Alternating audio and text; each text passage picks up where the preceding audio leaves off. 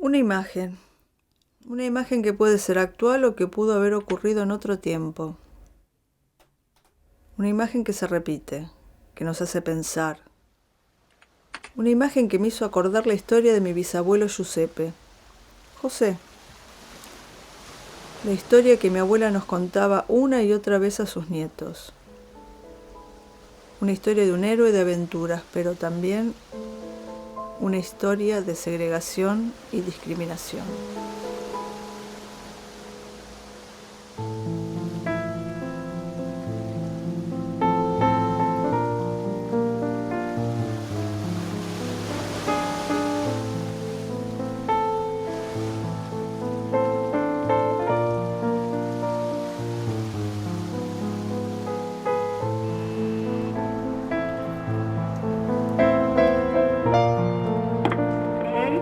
Gladys, tía. Ya voy.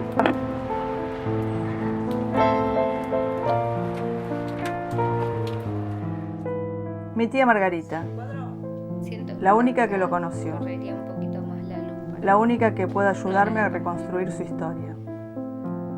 Aquella, sí. pero hay que ponerle una larga. José fue el único abuelo que conocí. Giuseppe Taurizano. Me contaron que José nació en Italia, en Brienza, provincia de Potenza, cuando Italia no estaba unificada y estaba en guerra. Como muchos paisanos, pensó en partir a hacerse la América. Tenía 18 años, quería dejar de vivir en la pobreza y la miseria.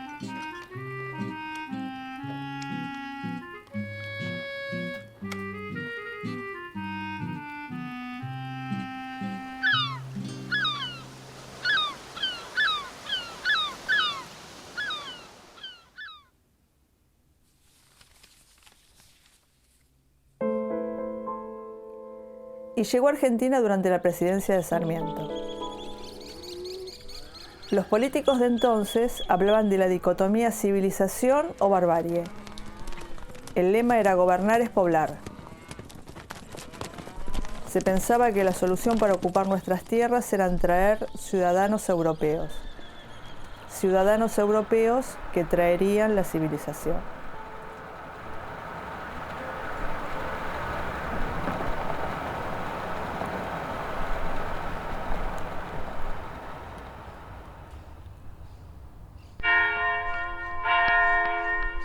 José había dejado atrás su paese, su valle de Brienza, su casa rodeada de colinas. Llegó a América y tuvo que adaptarse rápidamente a ese paisaje plano, donde veía la línea del horizonte. Lo pienso y lo veo solo, sintiéndose indudablemente desprotegido.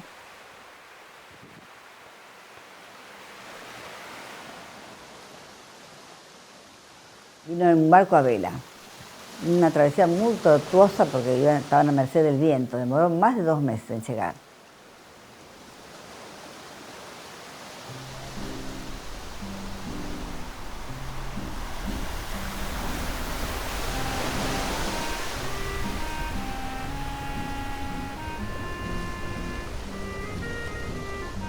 Había partido del puerto de Nápoles viajando en tercera, todos amuchados. Tenían que turnarse para dormir. Era analfabeto. Al llegar le dieron un papel que firmó de la única manera que podía, con una cruz. Les decía que al llegar con una mano atrás y otra adelante, como llegaban casi todos los inmigrantes, la primera vivienda que tuvo fue muy precaria.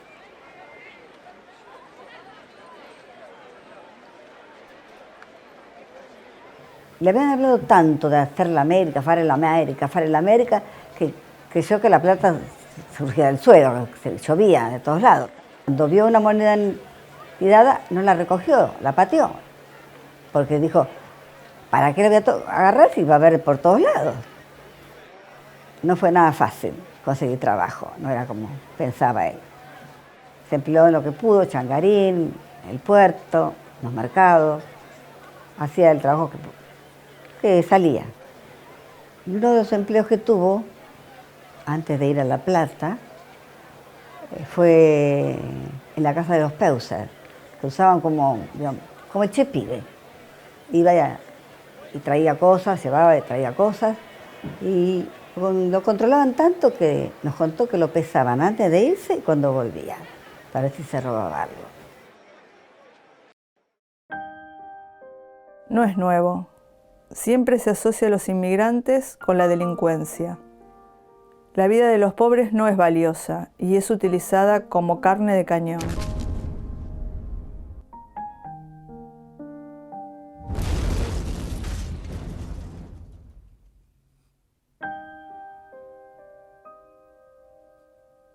En 1870 finaliza la Guerra de la Triple Alianza, donde los argentinos, los uruguayos y los brasileros nos embarcamos en una guerra absurda contra el Paraguay. El regreso de los soldados desató en Buenos Aires la epidemia de fiebre amarilla, que provocó la muerte del 10% de la población, principalmente de los negros y de los inmigrantes que estaban llegando. No alcanzó el cementerio del norte para enterrar a los muertos. Se creó el del oeste, el de la Chacarita. José fue uno de los voluntarios que levantó de la calle los cadáveres. Los llevaba a los carros o los apilaba en las esquinas donde se les prendía fuego. Los inmigrantes fueron culpados de ocasionar la peste. Comenzó a desatarse una brutal xenofobia contra ellos. La fisonomía de Buenos Aires había cambiado. La clase más adinerada abandonó el sur de la ciudad y se instaló en el norte. En el sur quedaron los pobres, los negros y los inmigrantes. Estos serían la mano de obra necesaria para la construcción que a partir de ese momento sería intensa.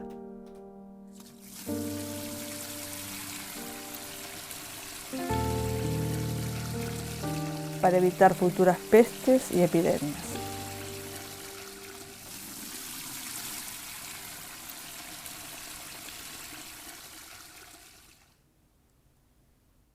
Le hablaron de lugares donde se podía conseguir mejor sueldo, mejor quincena, mejor dinero, que era en la construcción, como albañil, pero no tenía herramientas, entonces no podía hacerlo. Bueno, pero tan tenaz que fue juntando moneda sobre moneda, peso sobre peso, hasta conseguir comprarse un fratacho, una pala y un pico. Y se ofrecieron una obra de construcción. Lo tomaron. Así empezó su oficio de albañil, peón de albañil. Fue su oficio de toda la vida.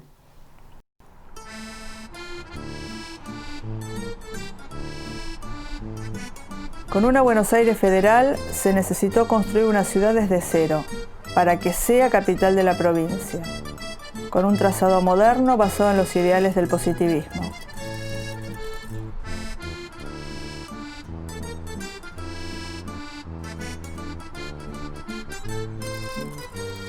José vio la oportunidad de ganar dinero yendo a trabajar ahí, y cantando se fue a La Plata, a construir la nueva capital. Vamos a La Plata, la nueva capital. Se trabaja mucho con muy poco jornal. Tuvo cuando se construyó la piedra fundamental de La Plata, cosa que a la familia nos da mucho orgullo. La piedra fundacional de la ciudad la cimentaron 4 obreros. Uno de ellos se lastimó la mano y manchó con sangre los ladrillos. Era sangre de trabajo, no de rencillas, porque era un lugar de paz, no de guerra. Esta es la fotografía tomada el día de la colocación de la piedra fundamental. En ella no hay políticos. Junto a la piedra están los obreros, la gente de a pie. Sin embargo, existe un cuadro. Lo encargó Dardo Rocha, el primer gobernador de la provincia. En él ordenó incluir a todos los políticos que no habían asistido. Una especie de Photoshop del siglo XIX.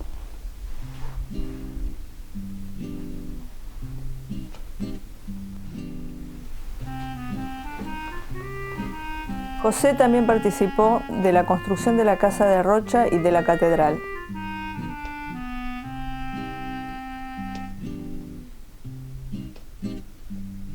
En la casa de mi infancia había algunos objetos que fueron suyos.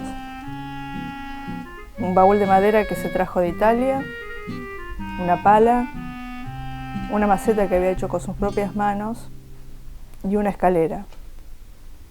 Una escalera muy alta, una escalera igual a la que descansa en el patio de la casa que fue de Rocha, esa casa que un día mi bisabuelo ayudó a construir. Trabajando en La Plata, pasaba la hija de Dardo Rocha, una jovencita, y él le dijo algo que a ella le molestó muchísimo y quería que lo manden preso. Le dijo señora, que para entonces, para una señorita, decir que le digan señora era un insulto. Pero el mismo padre de la niña lo salvó diciendo que un pobre italiano recién llegado, que no sabía lo que decía, que se salvó de la cárcel.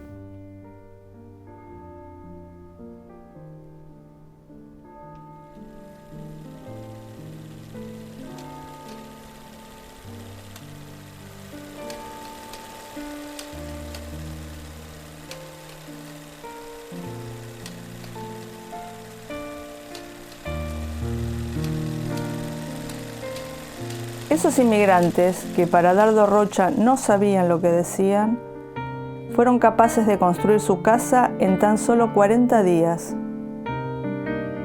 Fueron capaces de construir una ciudad entera desde la nada.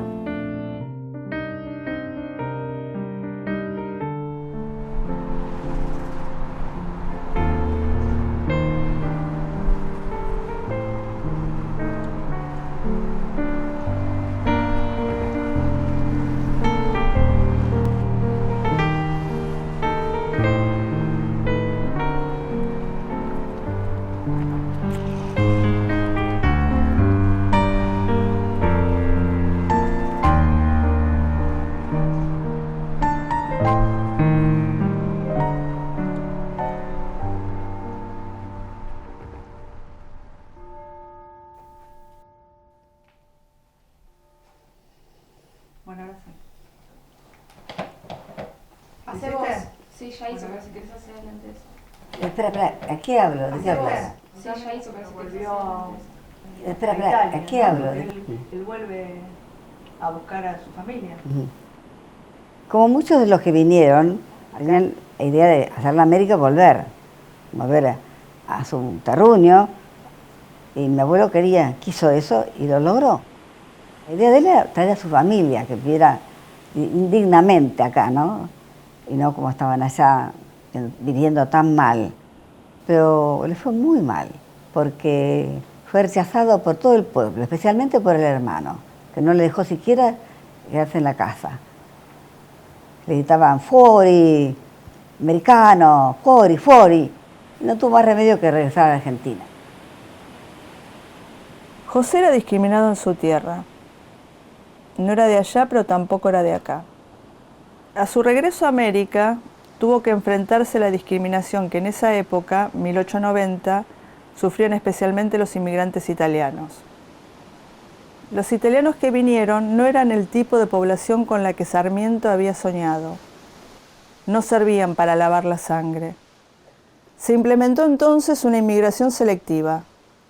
El Estado argentino pagaría los pasajes de todos los inmigrantes, excepto a los italianos, porque se los vinculaba con la criminalidad, como si estuvieran marcados genéticamente, como si los llevaran en la sangre. La economía argentina atravesaba momentos de crisis. La burbuja financiera que había alimentado el progreso argentino estallaba. La construcción de la ciudad de La Plata había sido posible gracias a una fuerte especulación financiera y a un insólito endeudamiento. Faltaba pan y faltaba trabajo. Mientras tanto, después de repartir las tierras ganadas por el genocidio que fue la llamada Campaña del Desierto, Julio Argentino Roca era premiado con la presidencia de la Nación nuevamente. En ese contexto ocurre lo que tantas veces escuché contar a mi abuela. A José la vida lo pone a prueba una vez más. Trabajando como albañil, un día tuve un accidente. se cayó de un andamio, con tan mala suerte que se partió la pierna. Y se infectó y bueno, decidieron cortársela. Pero estaba sobre la camilla, el abuelo tenía que firmar, se iba a bajar para que pusiera su cruz. Y cuando bajó de la camisa, empujó al doctor y se escapó. Y el doctor le gritó, bruto, está lo bruto. Y él decía, más bruto sei tú que voleva a tallarme la gamba. José no tenía miedo. Su fuerza vital, la de un hombre que solo sabía trabajar, lo llevaría a convivir con su pierna engangrenada durante más de 30 años.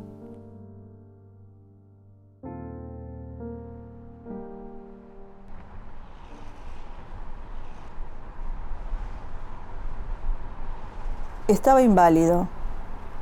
Para él La Plata se está convirtiendo en una ciudad sin posibilidades. Vendió todo lo que tenía, cruzó el riachuelo y volvió a Buenos Aires. Y ahí se decidió a casarse, a 50 años.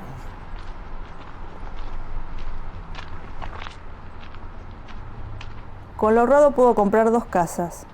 Se fue a vivir a una de ellas que estaba lejos del centro, fuera del mapa de la ciudad, en los arrabales, a media cuadra del arroyo Maldonado que inundaba Villa Crespo.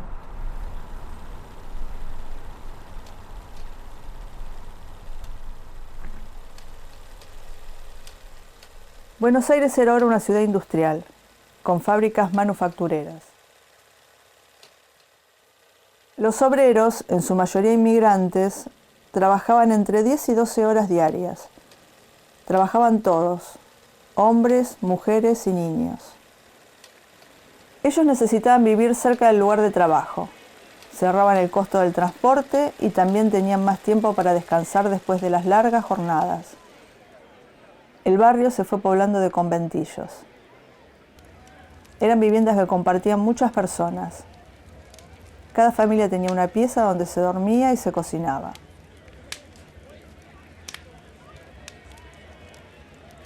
José vio una oportunidad. Alquilaría piezas a los inmigrantes que seguían llegando. Imagino que seguro les haría pagar derecho de piso. Usaría su incipiente posición de poder. El viejo inmigrante aprovechándose de las necesidades de los recién llegados.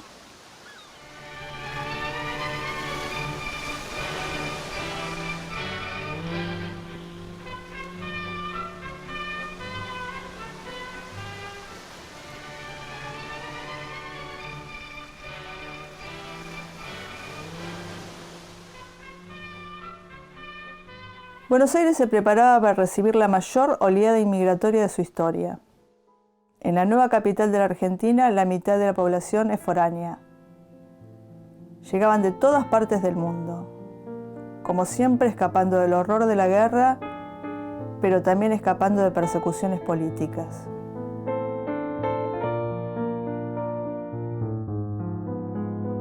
Arribaron anarquistas y socialistas, que trajeron con ellos sus ideales sindicales y revolucionarios. En 1902 se sancionó la ley de residencia y con ella comenzó una caza de brujas. Solo bastaba una denuncia para expulsar a los recién llegados sin más trámite.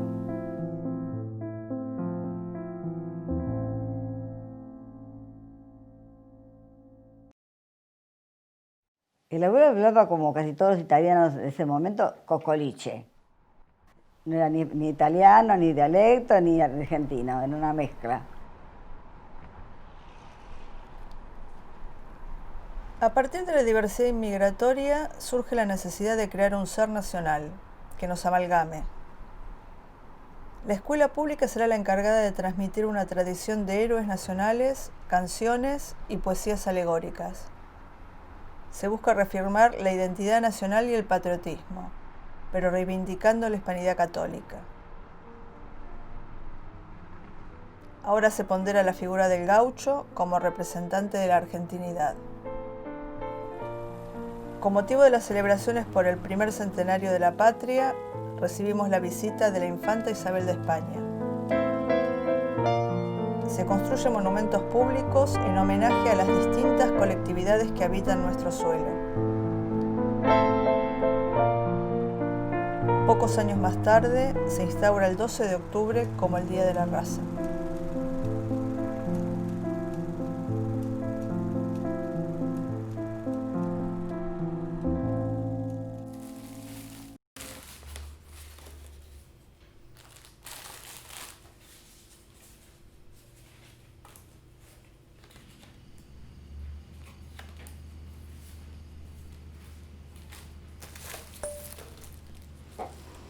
Chicas, estoy buscando una foto por todos lados y no la encuentro. Estoy desesperada, necesito esa foto, la del abuelo José, para la película. Tengo un montón de fotos acá que me dieron, pero no, esa no está. ¿Alguna sabe de esa foto? ¿Dónde puede estar esa foto?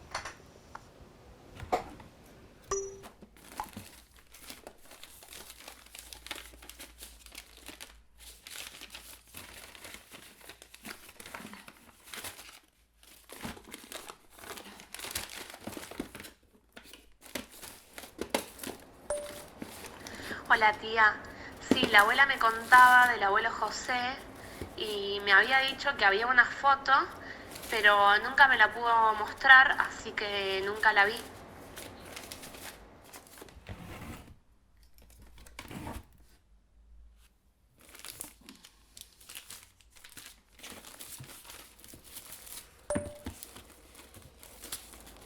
Gladys, sobre la foto que me estás preguntando, yo la tengo en casa porque tengo todas las cosas de mamá, pero no sé dónde está.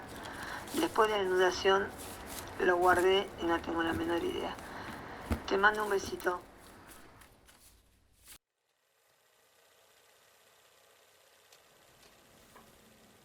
...1914... comienza la Primera Guerra Mundial.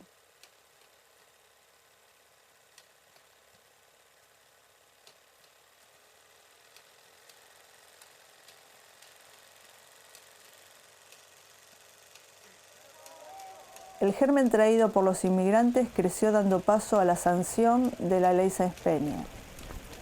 A partir de ahora el voto será universal, secreto y obligatorio.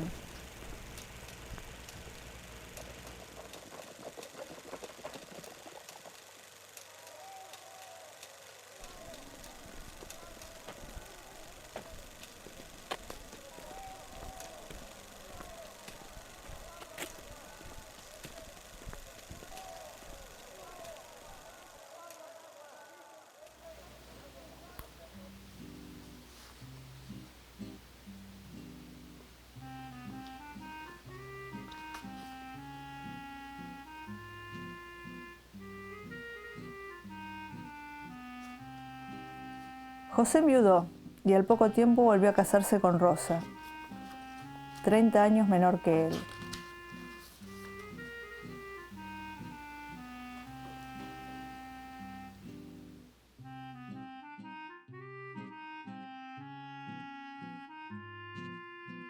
Con ella tendría su única hija, mi abuela Luisa Victoria. Le puso Luisa por la madre y Victoria por su hermano. A pesar de todo, no los había podido olvidar.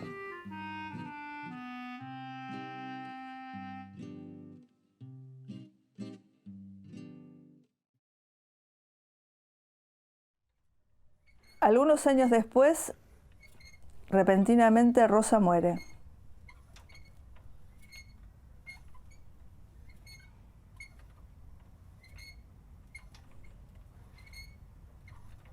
José enviuda por segunda vez.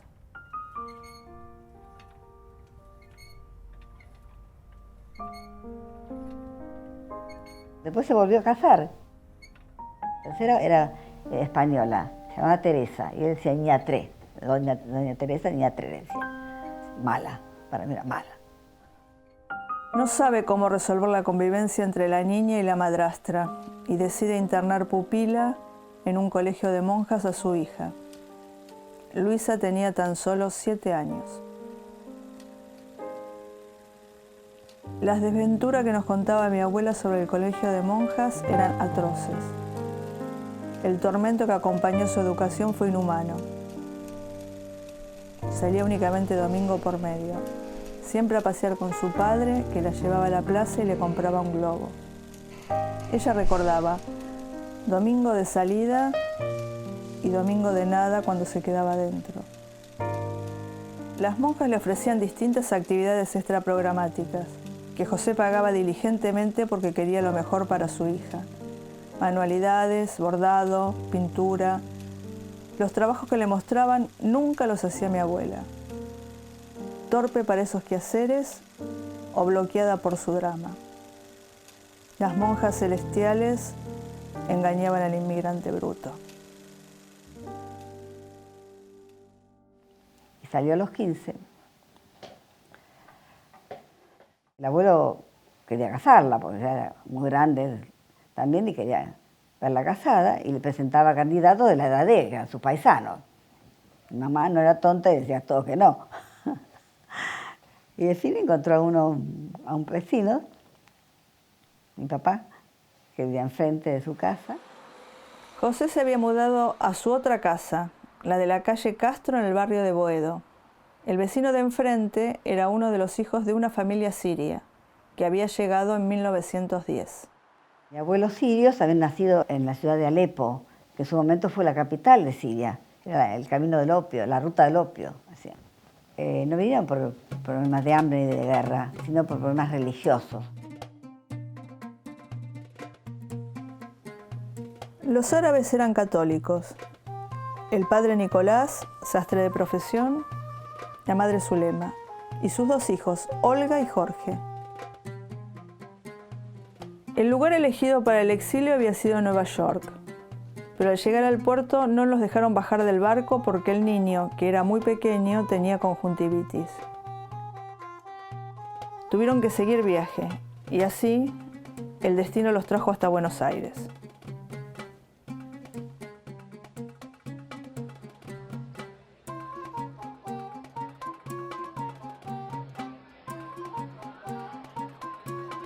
En esa época llegaban al puerto unos 3 barcos por semana.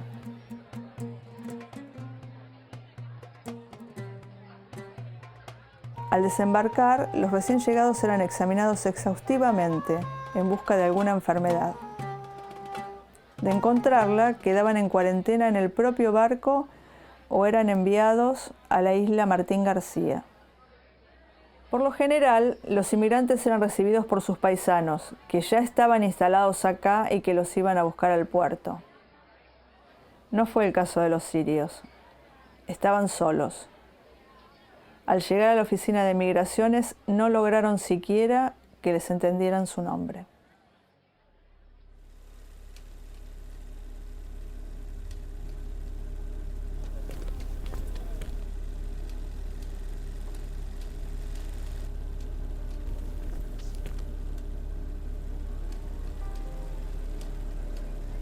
La alta sociedad porteña estaba orgullosa del flamante hotel de inmigrantes.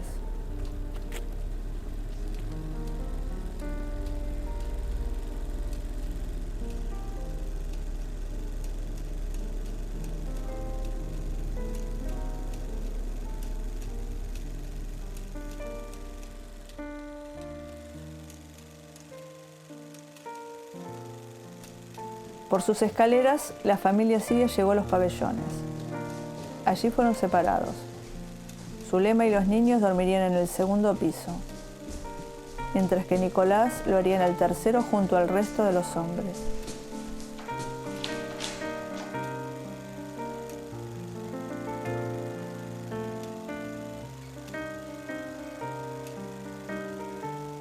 En el hotel convivieron con gente de distintas partes del mundo. Estuvieron allí durante 5 días, hasta que consiguieron trabajo y un lugar donde instalarse.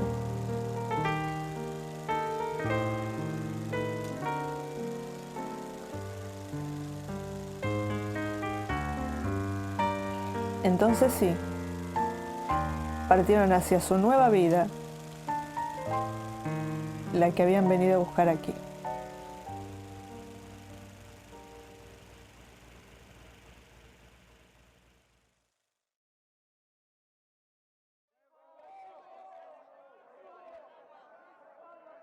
Con el voto popular llegó a la presidencia Hipólito Yrigoyen, quien tuvo que enfrentar al poder establecido, enfrentar a quienes no querían resignar los privilegios con los que habían contado durante años.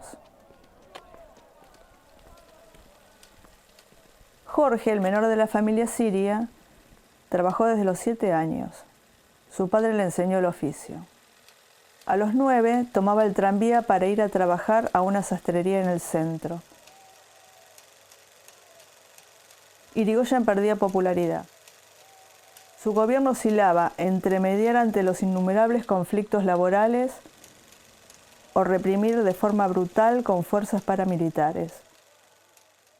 Pronto se produjo una pueblada que desencadenó en masacre, con centenares de muertos y decenas de desaparecidos.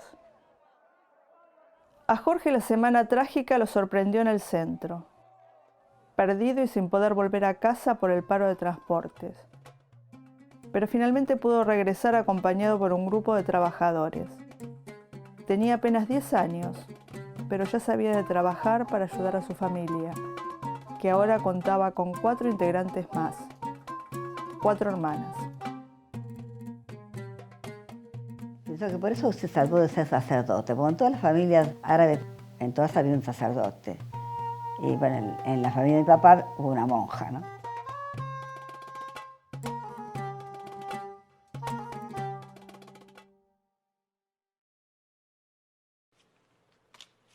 El segundo mandato de Yrigoyen terminó abruptamente con un golpe de Estado, el primero de muchos que iban a sucederse a lo largo de nuestra historia.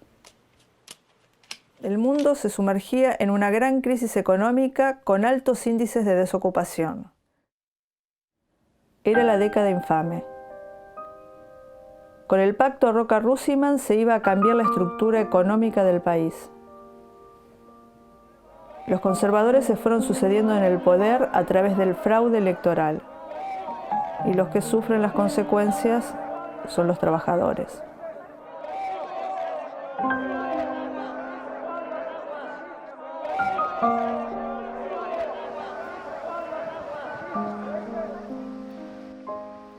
Jorge le propuso casamiento a Luisa. Se casaron en la iglesia de la Santa Cruz. Un año después, en la pieza que ocupaba la joven pareja en el conventillo de la calle Castro, nacería mi mamá.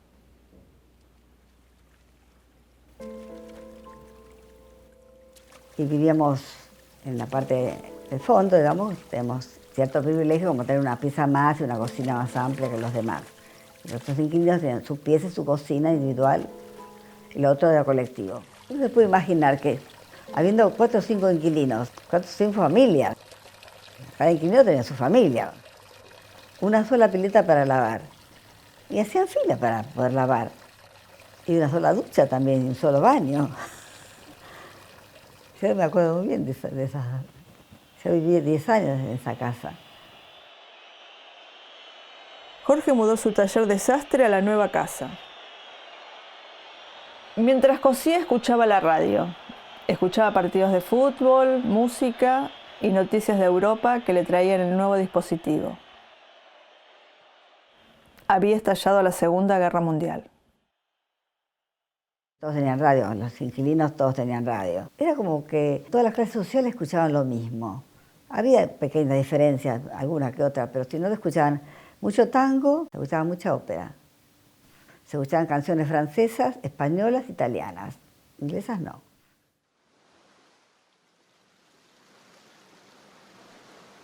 José había luchado toda su vida contra la pobreza. Y de viejo también era un tema que lo preocupaba. Y el abuelo era de mal carácter, se engatzaba, se enojaba mucho. Con el bastón, porque tenía esa pierna defectuosa, blandiéndolo y gritando, ¡Manacha Marconi, Manacha Marconi! Pues según él, Marconi había inventado la radio, y la radio usaban inquilinos daban gastos a él, ¿no? La luz. Así que maldecía a Marconi por eso. Y al abuelo se peleaban mucho porque ni iba al almacén a comprar las cosas caras, aceite de oliva y jamón crudo, que era lo más caro que venía importado. No me acuerdo ni cuándo murió. Murió antes que la abuela sobrevivió. Sobrevivió a sus 3 mujeres.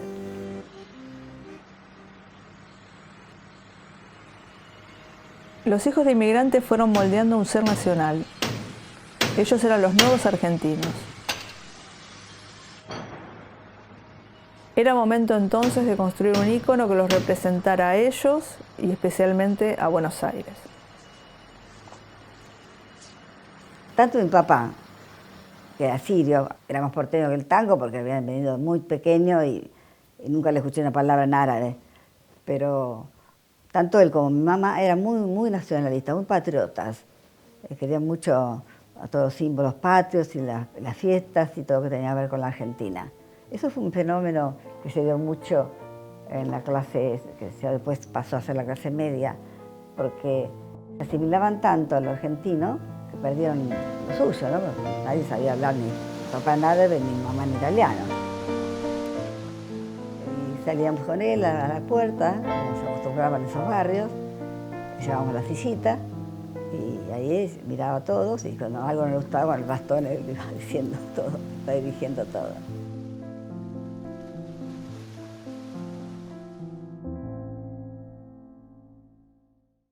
Para la década del 40 ingresan al país oleadas de inmigrantes corridos por el hambre, trayendo imágenes y relatos del horror de la guerra.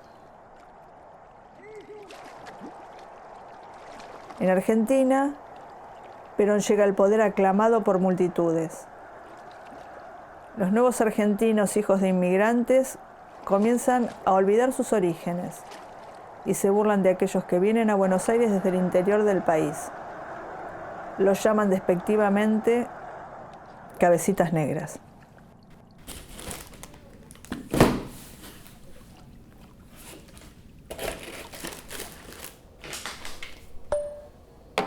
Hola Gladys, ¿te fijas en la caja, la que era de mamá? A ver si hay alguna foto, porque yo acá no tengo nada. No me quedó nada del abuelo José.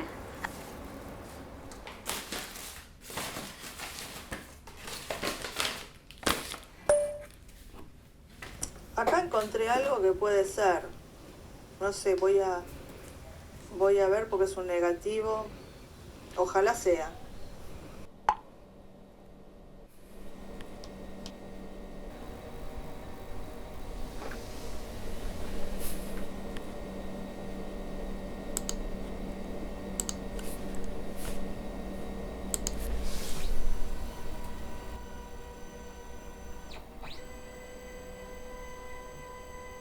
A mi abuelo José lo recuerdo siempre subiendo la escalera con el bastón, con esa pierna negra, tenía toda la pierna negra, que sobrevivió hasta los 96 años, con esa aparente gangrena.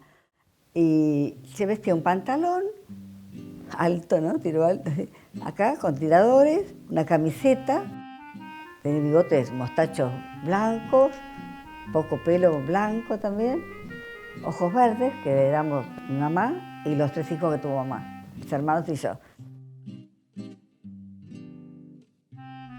En 1946 José muere.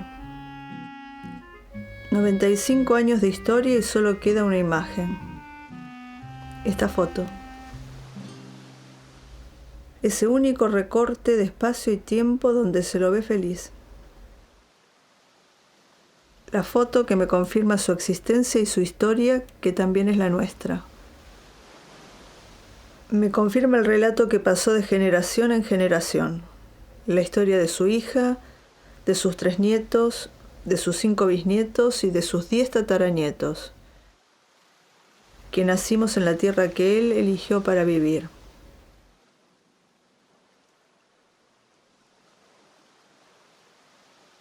Miro otra vez esta foto. Siento que lo conozco. Lo reconozco en todos los que siguen llegando, que soportan día a día la segregación y la estigmatización por parte nuestra. La mía también.